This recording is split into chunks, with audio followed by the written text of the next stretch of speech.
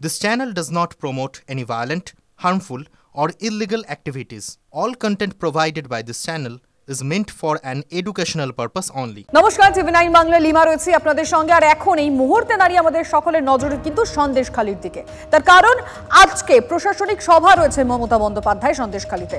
অরবিন্দ মিশনের মাঠে প্রশাসনিক সভা ও পরিষেবা প্রদান অনুষ্ঠানে যোগ দেবেন তিনি। কন্যাশ্রী, সবুজ সাথী সহ একাধিক প্রকল্পের সুবিধা সরাসরি উপভোক্তাদের হাতে তুলে দেবেন মমতা বন্দ্যোপাধ্যায়। আমি সরাসরি কথা বলতে চাইবো এই মুহূর্তে সন্দেশখালী থেকে আমাদের রিপোর্টার সুমন রয়েছেন। সুমন, আমাদের মনে থাকবে বছরের শুরুতে 5ই জানুয়ারির পর সন্দেশখালীর পরিস্থিতি সম্পূর্ণভাবে বদলে গিয়েছিল এবং তারপর সেখানকার স্থানীয় মানুষজন চেয়েছিলেন মমতা বন্দ্যোপাধ্যায় সেখানে যান। তারপরে অনেক দূর জল গড়িয়েছে, লোকসভা নির্বাচন, সেখানে রেজাল্টে কি এফেক্ট হলো সবটাই আমরা দেখেছি। আর আজকের পরিস্থিতি তুমি কি দেখছো সেখানে পৌঁছে? সেখানকার মানুষজন কি ভাবছেন? দেখো, সন্দেশখালী শিরোনামে এসেছিল 5ই জানুয়ারি চলতি বছরের। এখন প্রায় বছরের শেষের মুখে আমরা। মুখ্যমন্ত্রী মমতা বন্দ্যোপাধ্যায় তিনি সন্দেশখালীতে আসছেন এবং তার এই প্রশাসনিক সভা থেকে তিনি সরকারি প্রকল্পের বেশ কিছু উদ্বোধন করবেন, পাশাপাশি যে সুবিধাগুলো সাধারণ মানুষ পান তা মানুষের হাতে তুলে দেবেন। কিন্তু আন্দোলনে থাকা সন্দেশখালী কি মুখ্যমন্ত্রীকে স্বাগত জানাবে? অন্তত মিশন মাঠ, যে মাঠে আমি দাঁড়িয়ে রয়েছি, যে মাঠ একসময় শেখ শাহজাহানের দখলে ছিল, সেই মাঠ দখলমুক্ত হয়েছে। আমি একবার ঘুরিয়ে দেখাতে বলবো সমরকে। এখানে কিন্তু ইতিমধ্যেই প্রচুর মানুষ চলে এসেছেন সরকারি প্রকল্পের সুবিধে নিতে। তোমাকে বলে রাখি, বিতর্কের শিরোনামে আসা পাত্রপাড়া, যে পাত্রপাড়া থেকে আন্দোলন শুরু হয়েছিল, সেখানে কিন্তু এখন একটা চাপা ভয় কাজ করছে। সন্দেশখালী জুড়ে সেই চাপা ভয় রয়েছে। কিন্তু তার মধ্যেও মুখ্যমন্ত্রী আসছেন শুনে প্রত্যেকে কিন্তু ছুটে যাচ্ছে। স্বাভাবিকভাবে তুমি যদি বলো, একটা মিশ্র প্রতিক্রিয়া দেখতে পাচ্ছি, একটা চাপা ভয় রয়েছে মানুষের মধ্যে। তবে আন্দোলন অনেকটাই কিন্তু উধাও, সুর নরম হয়েছে সন্দেশখালীর মানুষদের। তারা বলছেন যে এবার মুখ্যমন্ত্রী কখন পৌঁছবেন, মানে এখনো পর্যন্ত কর্মসূচি সম্পর্কে কি জানছো? যা জানা যাচ্ছে লিমা, বেলা 1টার সময় কর্মসূচি শুরু হবে এবং 3টের মধ্যে কর্মসূচি সমাপ্ত হবে। সবুজ সাথীর সাইকেল থেকে শুরু করে ই রিক্সা, তরুণের স্বপ্ন, একাধিক প্রকল্প এবং পাটটাও তুলে দিতে পারেন মুখ্যমন্ত্রী, এমনটাও কিন্তু জানা যাচ্ছে। বেশ বেশ, আমাদের নজর থাকবে সুমন। কিন্তু আজকে এটাও দেখার রয়েছে সন্দেশখালীতে দাঁড়িয়ে মুখ্যমন্ত্রী কি বার্তা দেন। ধন্যবাদ। আর শুনলেন যেমনটা আমাদের রিপোর্টার সুমন বলছিল, পাত্রপাড়া, সেই পাত্রপাড়া থমথমে উধাও আন্দোলনের সুর। শিবু, শাহজাহানরা গ্রেফতার হতেই সমস্যা মিটেছে এবং ভীত গলায় সেখানকার মহিলারা এই কথাটা কার্যত স্বীকারই করে নিয়েছেন। স্বামীকে নিয়ে গ্রামের বাইরে রেখা পাত্র, কোনো কথা বলতে নারাজ তার পরিবারের সদস্যরা। প্রকল্প না পাওয়ার ক্ষোভ রয়েছে গ্রামবাসীদের মধ্যে। তবে মুখ্যমন্ত্রী আসছেন শুনেই কিন্তু সুর নরম হয়ে যাচ্ছে তাদের। কেউ কেউ তো বলে বসলেন, আজ দিদির কাছে যাব, কাল শুভেন্দুদার কাছেও যাব।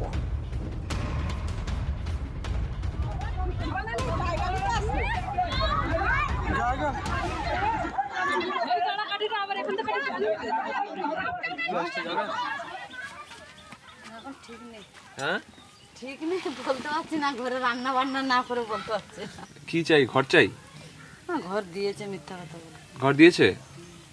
আর তাহলে যাবেন না আজকে দিদিকে দেখতে? হ্যাঁ, যেতে হবে, যখন আসবে তখন যাব। দিদি আসছে সুবিধা দিতে তো সরকারি প্রকল্পের। আপনারা পান সুবিধে? হ্যাঁ, আমরা সব রকম সুবিধা পাই। আচ্ছা, দিদিকে দেখতে যাবেন? হ্যাঁ, যাবো তো অবশ্যই। দিদি তো আমাদের কিছু করেনি, যারা করেছে তারা ধরা পড়েছে। হ্যাঁ, আমরা এখন ভালো আছি, বেচারা আমরা কিছু চাই না, ভালোই থাকতে চাই আমরা। আপনারা আন্দোলন করছেন না তো? না, আমি এমনি তো কোনো আন্দোলনতে নেই। আর কালকে শুভেন্দুদা আসছে, ওখানে যাবেন? সবাইকে দেখতে যাবো। সমস্যা মিটে গেছে? হ্যাঁ। এখন যাবেন না দিদির কাছে? হ্যাঁ, যাবো। পাইনি আমরা কিছু এখনো দিদির প্রকল্পের সুবিধা। তো দিদি চাইবেন তো? ঘর বাড়ি আমরা কিছুই, আমাদেরকে কিছুই দেয়নি। দিদির কাছে চাইবেন না আজকে? চাইতে হবে তো, কিছু করার না চাইলে হবে কি? আপনার আগে যে সমস্যা ছিল সেগুলো মিটেছে সব? সেগুলো মিটে গেছে। শিবু হাজরা, শেখ শাহজাহান অ্যারেস্ট করতে সব ঠিক আছে? হ্যাঁ, সব ঠিক আছে। আগে যে সমস্যা ছিল সব সমস্যা মিটে গেছে? হ্যাঁ, মিটে গেছে। শেখ শাহজাহান, শিবু হাজরা অ্যারেস্ট করতে আর কোনো উৎপাত আছে? না, এখন সব ভালো? এখন সব ভালো। তো দিদি আসছে, দিদির কাছে যাবেন তো? হ্যাঁ, যাবো। বছরের শুরু আর বছরের শেষে ছবিটা কতটা বদলেছে সেটা আপনারা দেখলেন। জমি ফেরত পেয়েও সন্দেশখালীতে কিন্তু হতাশা যাচ্ছে না। শাহজাহানের দখল করা জমি ফিরে পেয়েও চাষ না করতে পেরে হতাশ কৃষকেরা। চাষযোগ্য জমি ফেরত দিলেও জমি সমতল না হওয়ায় চাষ করতে পারছেন না চাষিরা। প্রশাসনের কাছে তারা বারবার জানিয়েছেন, জমি উঁচু করে দেওয়ার দাবি জানিয়েছেন, কিন্তু কোনো ফল হয়নি। আজ সন্দেশখালীতে মুখ্যমন্ত্রী যাচ্ছেন, তাই মমতা বন্দ্যোপাধ্যায় আসার দিন আবারও একবার সংবাদ মাধ্যমের কাছে এই জমি উঁচু করে যে সমতল করার দাবি আবেদন করছেন কৃষকরা। আমি এখন যেখানে দাঁড়িয়ে আছি এখান থেকে এই পুরো জায়গাটা কিন্তু বাদ দেওয়া, এই বাদ দিয়েছিল শাহজাহান, এবং সেই বাদ থাকার ফলে সমস্যায় পড়ছে একটাই, যে জমি ফেরত পেলেও চাষ করার উপযুক্ত হয়নি। তার কারণ ধার দিয়ে, এই বাঁধের ধার দিয়ে জল রয়েছে, সেই জল ডিঙিয়ে যেতে হয় এবং সমতল না থাকার কারণে চাষ সঠিকভাবে করতে পারেন না, এবং যে পরিমাণ চাষ হয় সব ফসল তারা ঘরে তুলতে পারেন না। আমাদের যে সমস্যা সেই সমস্যা থেকে গেছে, এই জমিটা সমতল করতে হবে। আমাদের একটাই দাবি, যে এই যে ভেড়ি আছে চারিদিকে দেখছেন আপনারা, বাউন্ডারি ভেড়ি, এর জন্য আমাদের চাষবাস করার ফলে ফসল আমরা বাড়িতে তুলতে পারছি না।